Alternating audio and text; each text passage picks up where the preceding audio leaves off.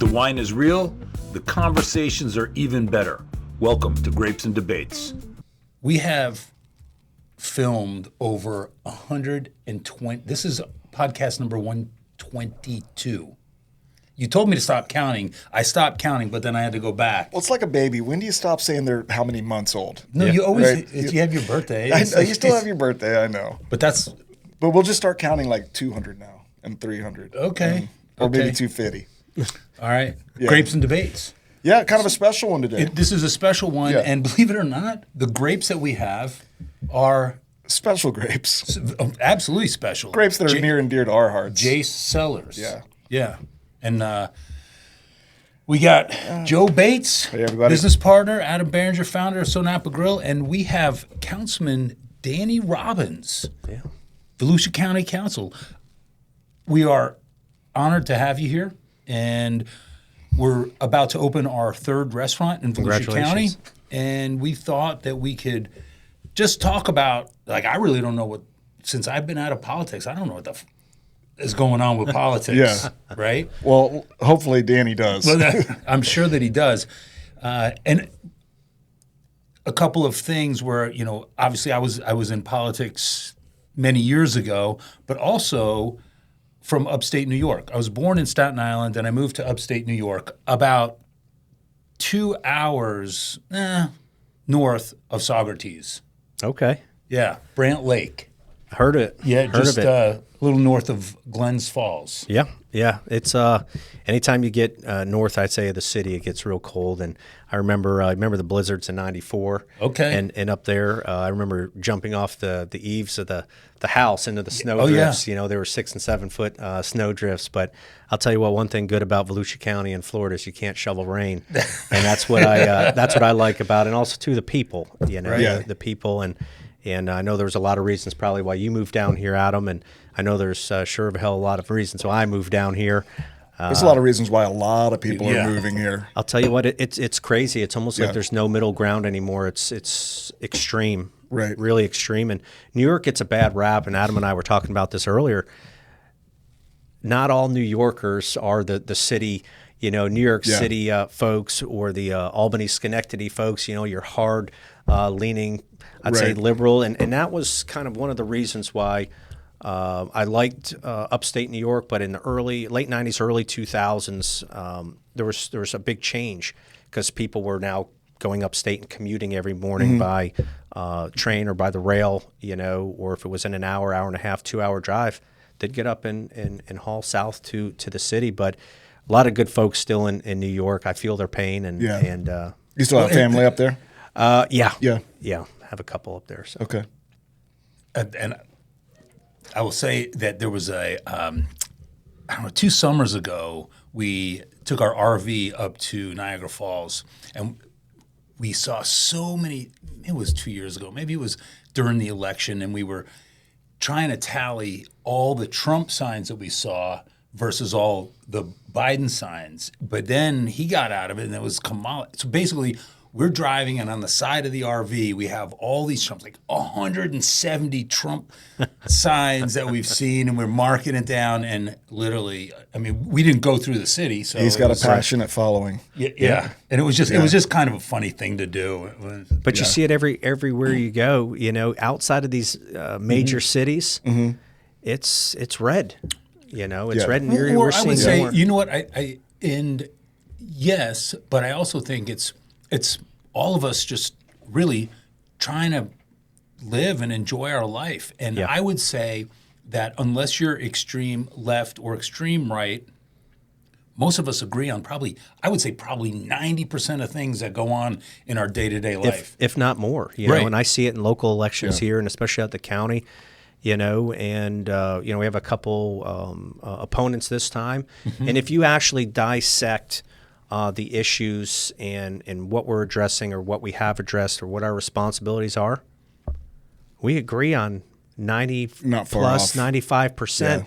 But there's that 5% if you don't conform or subservient to their ideas or shouting from the rooftops and just listen, you can't go into this job and treat it running around like a 5-year-old with a Batman costume. You have to be calm and collected, because when you think you know everything, you're gonna get hit in the face, and it's gonna be hard.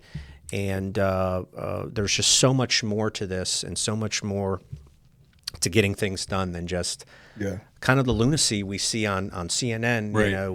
and the extremism, which is on both sides. It is. But I think we've done a good job here last few years, hitting a lot of the high points and some of the major issues. Flooding, development. Believe it or not. Well, before we get into that, I mean, so from Saugerties, you make it down here. You go into the police academy. Yeah. You're a police officer for 10 years. Yeah.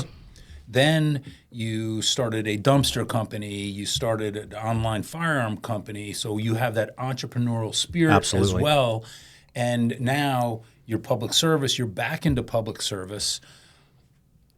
And the whole time you have really been into what you're passionate about is being on the water. Sure. And fighting for the lagoon. And I've seen the way that you vote when it comes to protecting the lagoon. And I think those are awesome, all of that. And that's where I think you and your opponent really agree on so much of the conservation that we need to have. And I'm going Is the lagoon a specific area? well, the New mosquito Smyrna? lagoon, Oh, just okay. just with whether it was Water resources. Right. Yeah, Is it protected? Water quality. Okay.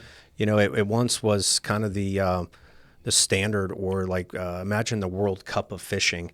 That's what Mosquito Lagoon used to be 20, 25, 30 years ago. like an incredible estuary. You'll hear or see the old chronicles with like Jose Wahebe and Flip Pallett and some of these guys that we grew up probably watching on ESPN. I used to watch them every Saturday or Right. Sunday when their shows would air, and it was always down here. I grew up on the Hudson River. Okay. So when I moved down here, the bass boat was gone, and I bought a Hell's Bay and started fishing saltwater. But it was like no other.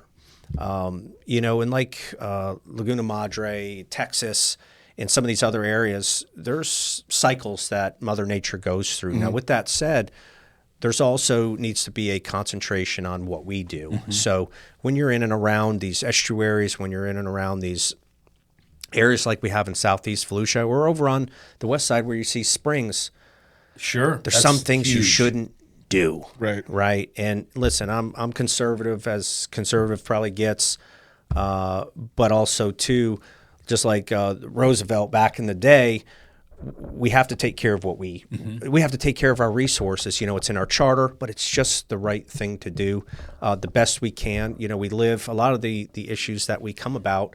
We live in the number one property rights state in the nation.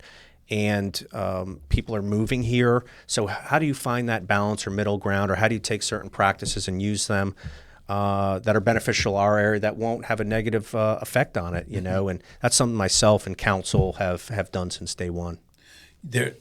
And I wish that I had known now, or knew back then what I know now. And after spending so much time in Napa Valley, and the way I'll circle back around to that is, you go out to Napa and it is as preserved as it can possibly be. Right. And Sonoma, very much the same way. They went about it in two different ways. But Joe and I met some of the families that were responsible for creating the most, I think, the most prolific ag preserve in the world. And what I mean by that is you had some of these farmers got together and they wanted to protect their land. They didn't want it to grow the way it was growing in San Francisco and Silicon Valley. So what they did, and this is the late 60s, going into the early 70s, they said, if you want to build in Napa Valley, you had to build on 45 acres. You want to build a house on 45 acres. Then if you want to build in the watershed district of Napa, it has to be 160 acres. Right. And I just... Because when I was mayor, They had the foresight to say, Yeah. right. Because I can tell you that as mayor, we didn't know how we wanted to grow. We didn't know how we wanted to embrace growth.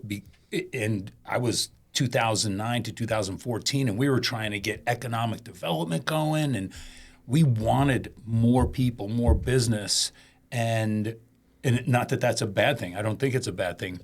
But there's a way to balance that with the way sort of how Napa has done it, because the wine industry is a $15 billion industry. Yeah. And I think if we were smarter back in the late 60s, early 70s, we might have said, you want to build a house on the lagoon? It's got to be 5 acres. Yeah. Yeah. You know, it was possible. And I'll tell you what, my dad would tell us stories as a kid. He'd come down here he used to live up by Niagara Falls, you know, when he was a kid. And they'd drive down here. And he said when he got his license, or maybe even before he got his license, he drove down here, old beater car, and made it to International Speedway Boulevard. It was a shell road all the way to the beach, right? Yeah.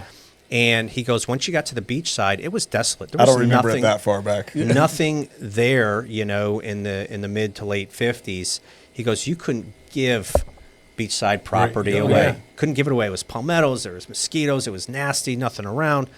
And it's amazing, you know, just in 50, 60, 70 Sure. years, he's 85, how much it has grown. But, you know, the word's been out in Florida for a long time. We saw it, you know, and it's something I learned when I got to the county of how we kind of evolved and got here. But in the 70s and 80s, Volusia County came up with a program, and I saw it a few years ago, how we grow. And they started laying the groundwork, you know, back in the 70s and 80s to where we're at today, putting limitations on the cities, how far they can grow, their water utility, all that stuff. But one of the best programs to date that we don't really get credit for in my district, especially during election season, because of how crazy it is, but our conservation program. And like you had hit on earlier, we're on the water. We hunt fish all over the country, all over Florida. We go catch pythons and in the Everglades. I mean, you name it. This is what we're Did about. you get down there for that? Not this year, but the 3 prior. It just ended, right? Yeah. Yeah. It's too hot. It's right insane. now. It's too hot. So go ahead. But I've been down that road. I've been following it a little I got bit. a couple funny stories. Yeah. But at the end of the day, we have a robust not only partnership with the state and federal programs, but our local program here, which is a self-taxing initiative, Volusia Forever. And we've conserved, just in my tenure, over 8,300 acres throughout Volusia County. And I want to say about 40% of Volusia County is in permanent conservation, right?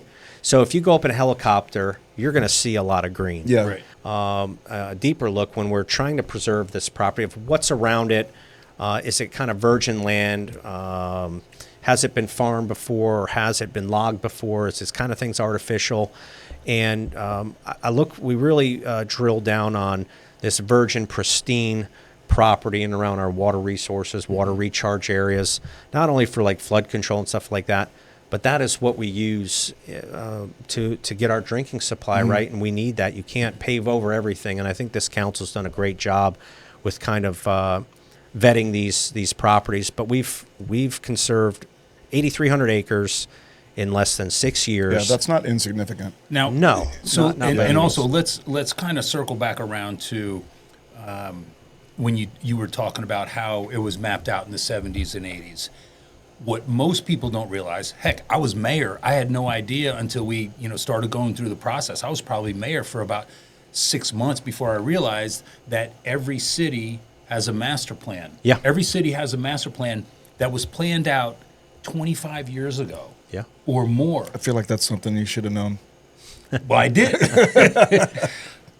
I didn't. Mr. Mayor. There's plans for everything. But the point is that New Smyrna Beach can't grow without the state giving it the green light on, do you have the water resources? And there are so many other things that go along with it.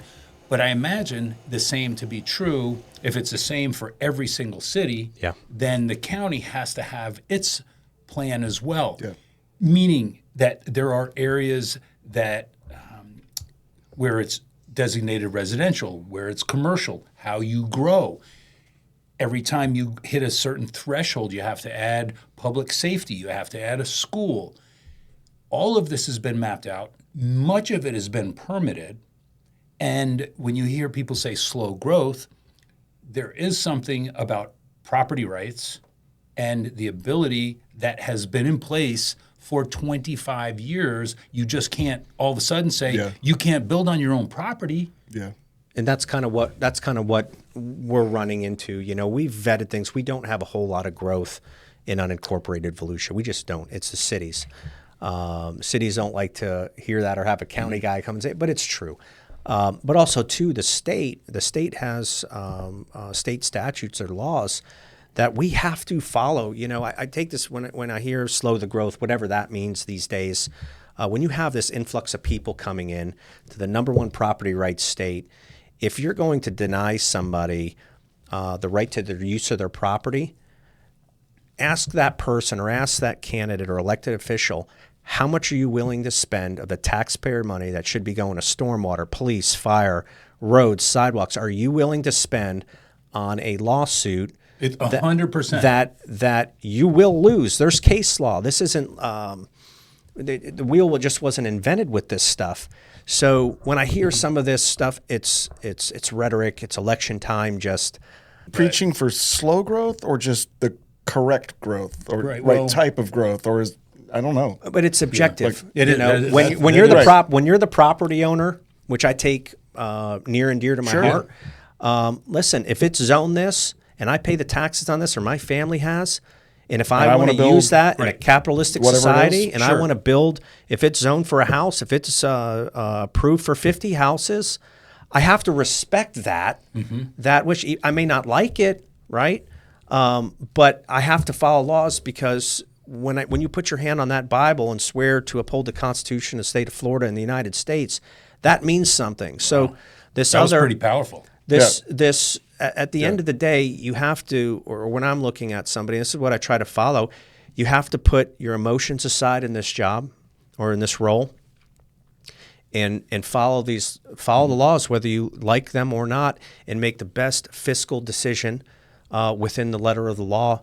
You know, and if there's some things in how we handle and how I especially handle it, if I don't like a project, or if I don't like something that somebody's doing, I want a seat at the table.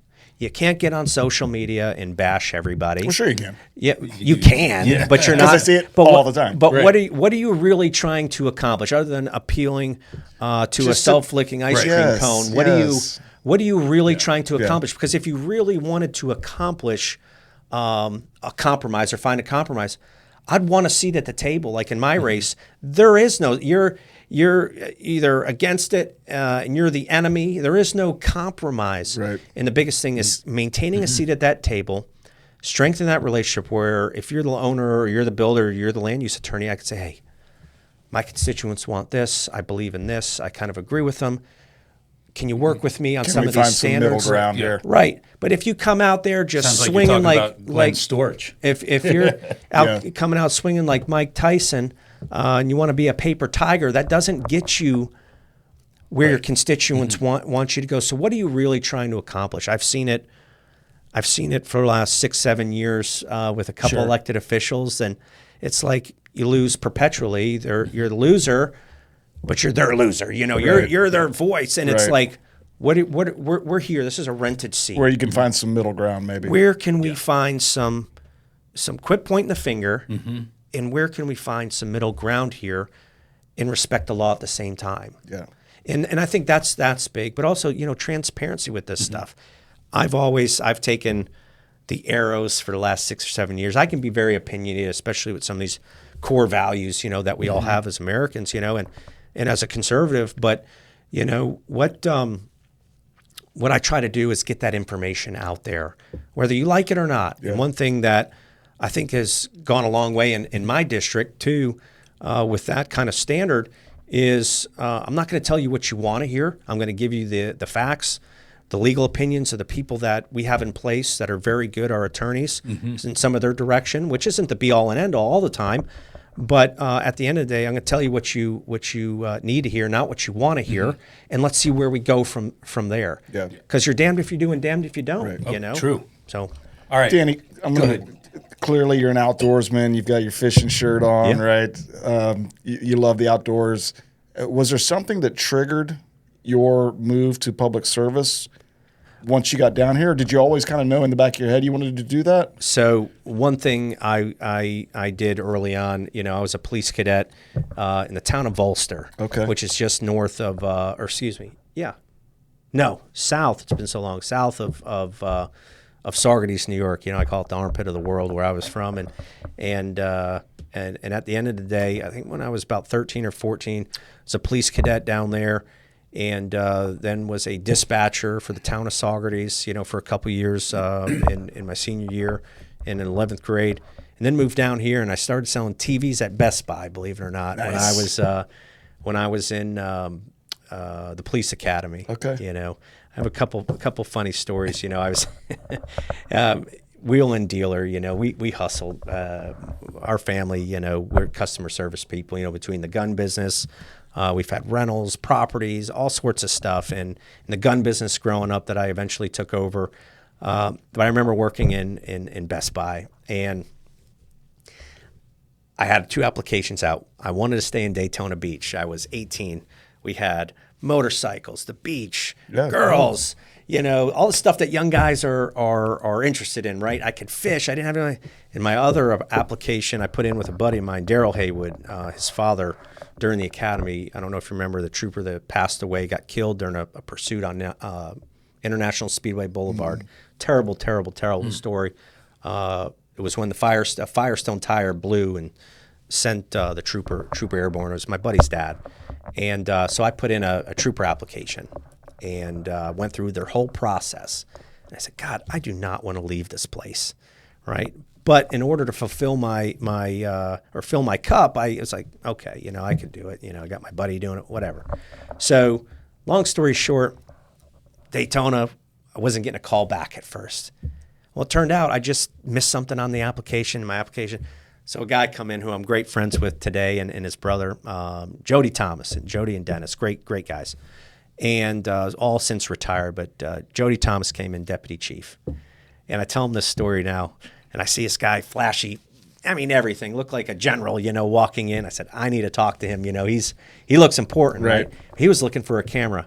I didn't know the damnedest thing about cameras, but I got him hooked up and I got him a good one, you know, and sold to him. I said, hey, sir, Mr. Thomas, can you help me out? I'm in the police academy. I really want to stay here. 2 days later, man, I got a call. They come on in, take your polygraph. Wow. And yeah, so that's awesome. It was like divine, you know, but, man, I had a great time in Daytona Beach and in this area. I would have done it for free. I would work for those guys, that older generation, for free. Yeah. I mean, that's how good and fun it was working for those guys. Yeah, Just very awesome. cool. All right, so what's one of the coolest things that you've encountered since becoming a county councilman?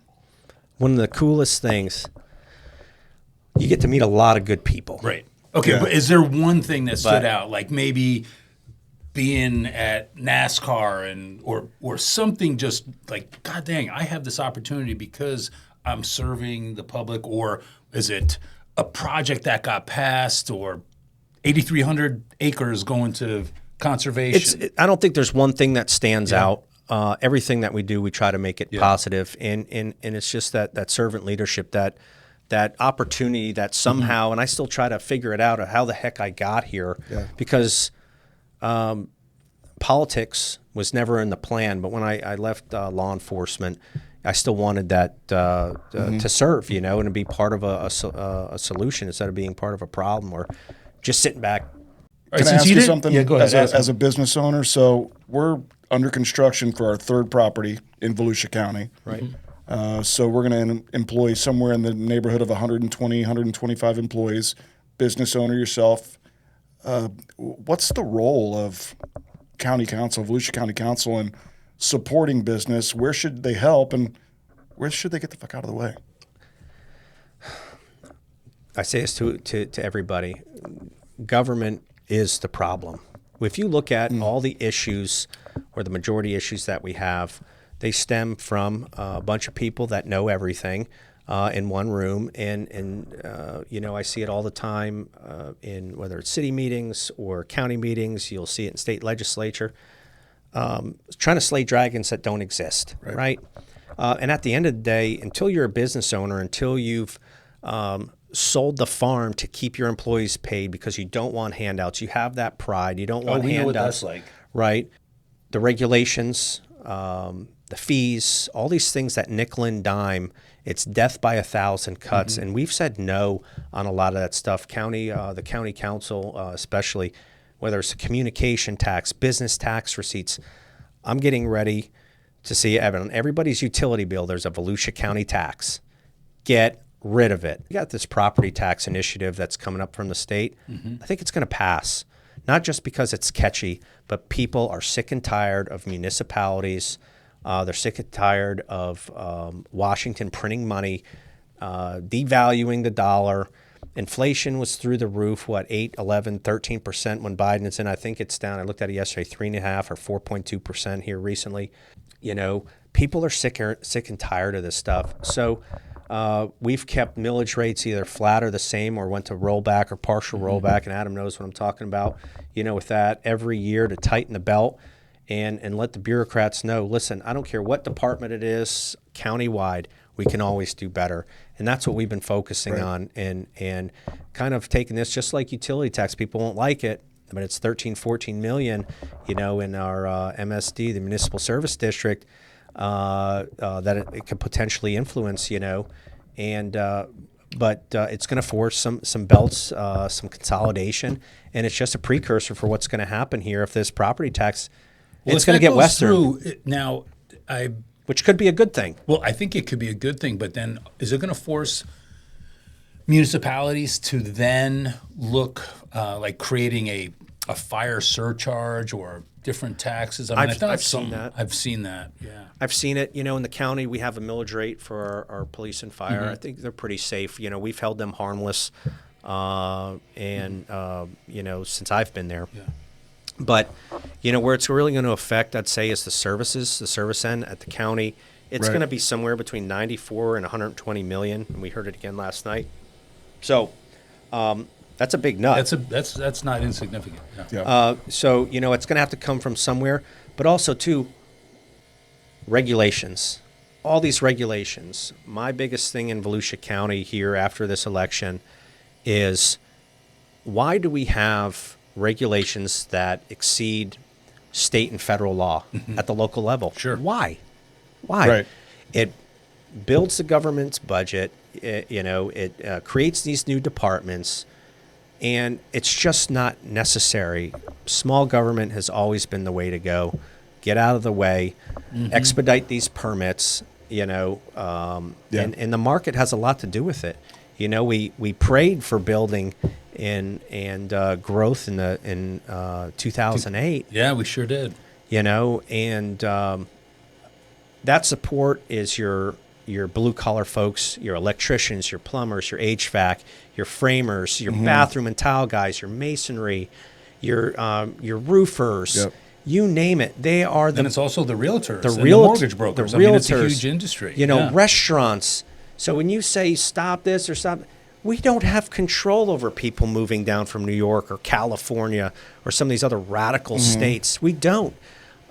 Would you like them to maybe go in the inner cities, and redevelop? Yeah, you may not like it, but then you have the elephant in the room, which is property rights, and it's cheaper to build new than retrofit some of this older stuff. And people want clean, safe neighborhoods, good huge. services, great restaurants. Good education. Good education. Yeah. And good wine. Good wine. They do want good wine. Did you know about this JACE? We're sponsored by JACE. Did you know that? We are sponsored by it. We are very sponsored by this. So we sponsor ourselves. We do. For anyone that hasn't heard it on this show, JACE, what does JACE stand for? Well, it's me. Well, it starts with you. Yeah, Joe. Adam. And Chris and Eddie, our other two business partners. So we started a private label. Cool. And we launched it. We're super proud of it. We launched it June 1st. The big question is it selling? It is. It's selling very well. In fact, I ordered another pallet this morning. Good. But it seems that We're a little bit, We're dipping into our. there was this movie. We're dipping into our stash. There was this movie that came out. It's how they say it. I think don't get high on your own supply. Yeah, right. Oh, yeah. Right. Yeah. Don't fish off the company pier. We've One been bottle fishing off for the you, company pier. one bottle for Yeah. me. Yeah, I got a couple of rapid fires. Do it. Yeah, just lighten it up a little bit. So, besides SoNapa, because we're sitting here, favorite local restaurant? You can name 2 or 3. You can name a couple. JB's and Goodrich's. Oh, wow. Okay. Well, you know what? That would make sense. Goodrich's. I'm not familiar with it. Oak Hill? I live in Ormond. Oh, it's Oak Hill. Okay. It's on the water. Okay, good. Yeah. Larry Zonka, is he involved in it anymore? He might be. Yeah. He Yeah. might be. We were at an event down there, and he was there. Okay. Yeah, he was there. All right. Biggest hidden gem in Volusia County? Biggest hidden gem. Our springs. Okay. There's a couple of them. Yeah. We just, my folks and I just went on a house in Astor, and it's kind of right on the border of Volusia County, and the Silver Glen. Anytime you guys want We to come go up over there. to Astor. We rent a pontoon boat right from that little bridge. Yeah. And then we go. What lake is that? Lake George. Lake George. And go over to Silver Glen and got on a Labor Day or Memorial or one of those. But You gotta get out it's an there absolute early. blast early. So I can't Absolute disagree. I think blast. the springs are amazing. Absolute blast. What else you got over there? You got all All kinds right. of stuff. Where do you want to be? On a beach or on a boat? Boat. For Fishing sure. pole? Yeah. Natty ice? Bush light. Bush All light. right. Fishing or golf? I think I know the answer to that one. Fishing, 100%. All right. Annual event. What's your favorite local annual event? Doesn't have to be a big race or anything. Could be right here in New Smyrna Beach. Now, where do you live? You don't live in New Smyrna, do you? I live right by the Spruce Creek Fly-In. Okay. Kind yeah. of North Samsula, I call it. Okay. But I'll tell you what. Yeah, I know exactly I'm what a that is. Cabbage Patch fan, man. Okay. I Let's like go. that. Bike week. You got little coleslaw wrestling. slaw wrestling, midget kiss band. Oh. Midget kiss band. I love that. They were at Peanuts years ago, and they're actually very good. Yeah. Wow. Yeah. And all the stuff that normal people like, I'm not Yeah. excluded from it. I like a good laugh, and everybody has good personality, and Well, that's great, the man. beef tip sandwiches, man, and the Oh, the steak tips steak- down at the steak- Okay, so yeah, what's Iron your, Horse. what's Iron your Horse is favorite event? My favorite event. Yeah, it's probably Bike Week. You like that and going to see. Well, but it falls on my wife's birthday every year. Okay. So we always kind of celebrate her birthday, and we kind of get grunged up. None of us own bikes, and just walk Main Street and people watch. People watch, yeah. And so and listen, the biker mystique. They're not all those guys. I mean, it's No. doctors and lawyers Yeah, with their weekend warriors. $60,000, Harleys. You'll see Gucci. What's Where- his Gucci man? Right, wearing leather for the week. Yeah. So It's fun. Yeah. What's cool about Volusia County and like some of the stuff that we encounter on the council, we tried, and we actually have it really good. Yeah. If you can get away from social media and kind of that echo chamber of people that just they're not happy unless they're unhappy, you'll get to realize, and you get out and explore everything. Get with our tourism people. Go online. Look at our website. There's something for everybody in Volusia County. Yeah. There really is. I got to tell you, from fishing to golfing, and then once you get out, the really cool little cities that we have, you have downtown Flagler, Canal Street, downtown DeLand. And the cities have fields. They have different sections or different fields. Yeah. It's really cool. yeah. You got Go over to the Lake Fern Helen. Farm, and you got I guess the bass fishing capital is just outside of Volusia, though, isn't it? Yeah, but- I'd say anywhere along the St. Johns, Lake George, but man, and up there. there is so much to do. How many people are on the county council? There's seven Yeah. total. Yep. We're not supposed to agree on everything, right? And we encounter stuff all the time. And I say, okay, I 80, 90% agree with this policy. Let her rip, Tater Chip. Let's go. Yeah. Because that person's going to be there most likely for me. Yeah. And you can't always draw that line or dig your heels in, but I've seen it time and time again. And then the person sits there like, why can't I get anything done? Right. And that's kind of like what our race is. Right. Is kind If of you get about. reelected, will this be your last time? You said there's a 10-year limit. Yeah, this will be my last time. So clearly, I mean, I just met you today. I love this interaction. I love your energy. I think we are like-minded in many ways. Are you going to stop or next step? There's probably some things on the There's horizon. some next. Okay, Okay, good, all right. good. So maybe state level or It's possible. Yeah. You know Yeah, what? We have to have him back on the podcast. yeah, for sure. Yeah. For You know, sure. if the people decide to, Well, I'll listen, tell- after the election, let's do it. And I just want to know what's happening in the next Then I'll have 5 some years. wine. And We'll what's drink your some JACE. Yeah, there yeah, we go. absolutely, we will. So, I'll tell you what, the dynamics of politics is so crazy. It's very difficult. And you have to be able to pivot on a dime. These opportunities, you have to strike the iron while Yeah. it's hot. If you do a good job, you're honest, responsible, responsive to people.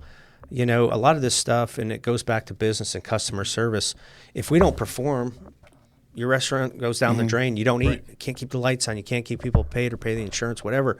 And the same thing with me. And I've carried that over to politics. If I don't answer an email or get it to the right people, guess what? That person's unhappy. So how do I expect to get that And they'll tell support in the 10 future? people. Oh, Correct. that MFer. You know? Yeah. So, at the end of the day, if the people decide to keep me around and they want a fighter, we're gonna keep going, and I feel like no matter what the results are, you're going to be able to look yourself in the mirror and go, absolutely. And I at did it the the end right of the way. day, Yeah. it is, and you got to have those convictions. You can't be like I call it, to kind of the arena like situational conservatives, or counting votes. You have to be grounded in your principles and stand by them, because there's more. And don't second guess your gut. Don't second guess that.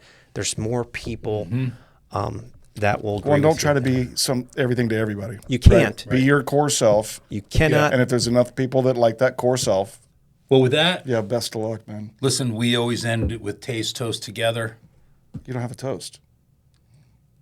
because I drank it. Cheers. Thank you, Cheers, guys. taste Thank toast you. together. So glad to Appreciate have it. you, Dan. Absolutely. Appreciate it. Thank And you, best guys. of luck. Yeah.